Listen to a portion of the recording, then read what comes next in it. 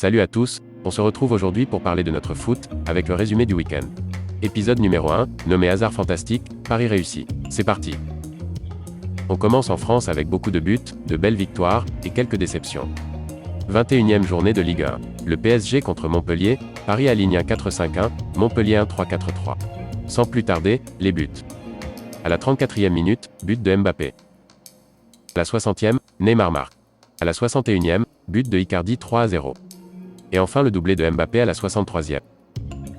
Score final 4-0, que dire de plus? Paris qui joue de mieux en mieux, est-ce que pour autant on peut dire que Mauricio Pochettino y est pour quelque chose? Donnez-moi votre avis en commentaire. Le seul point négatif, Marquinhos et Navas sont sortis sur blessure, espérons que ce ne soit pas trop grave car la Champions League va arriver très vite.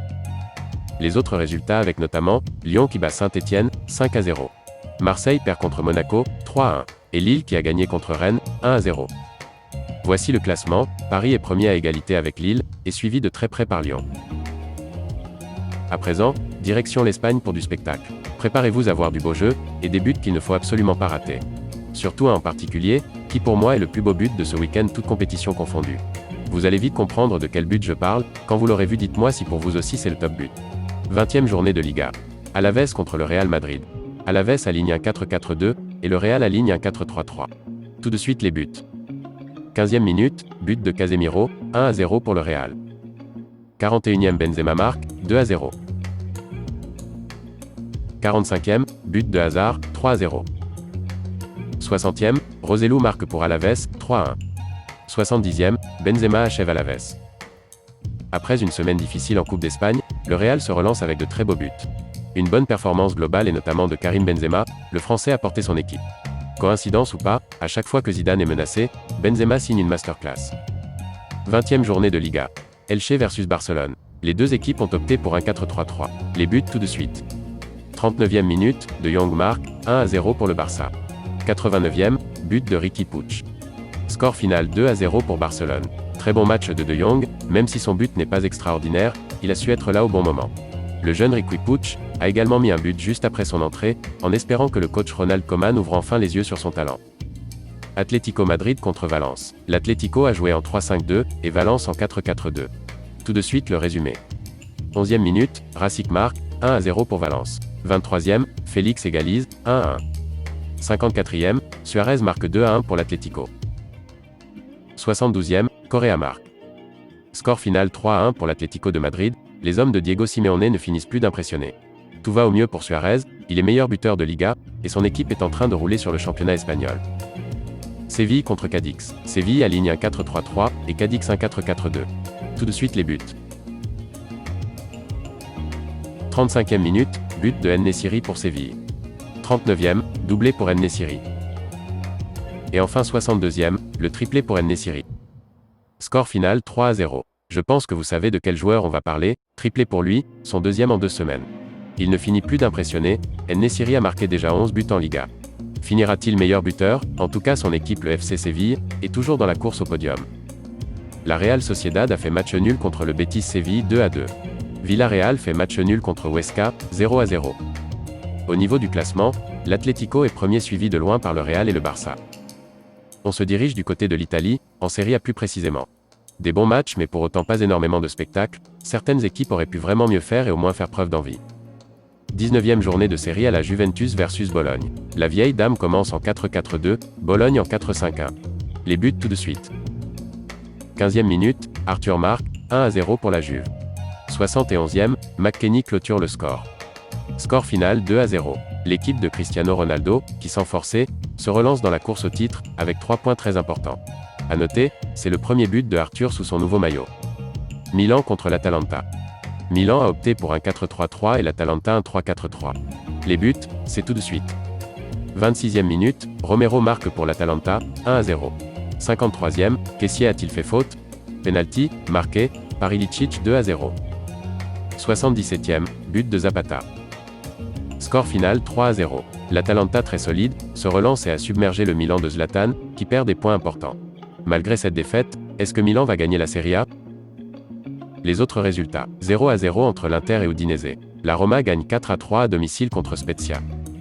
Au niveau du classement de la Serie A, Milan reste premier, suivi de l'Inter et la Roma. On continue tout de suite en Allemagne, du côté de la Bundesliga avec des surprises et surtout des buts. 18e journée de Bundesliga. Schalke 0-4 contre le Bayern Munich. Les deux équipes ont opté pour un 4-5-1. Les buts tout de suite. 33e minute, but de Müller. 54e, but de Lewandowski. 88e, doublé de Müller. 90e, but de Alaba. Score final 4-0, pour le Bayern qui a été sans pitié.